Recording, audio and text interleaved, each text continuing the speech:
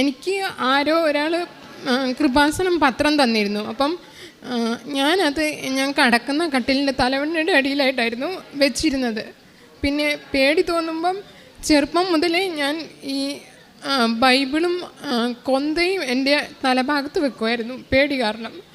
അപ്പം അന്ന് രാത്രി കൊച്ചിനെയും കൂട്ടി സൂയിസൈഡ് ചെയ്യാം എന്ന് വിചാരിച്ച് ഞാൻ മോനെ അവസാനമായിട്ടൊന്ന് ചുംബിക്കാം എന്ന് വിചാരിച്ച് മോനെ ഞാൻ ഉമ്മ വെച്ചപ്പം എൻ്റെ മോൻ പെട്ടെന്ന് തലവണ്ണയുടെ അടിയിലിരുന്ന കൃപാസനം പത്രം എനിക്ക് എടുത്തു തന്നു.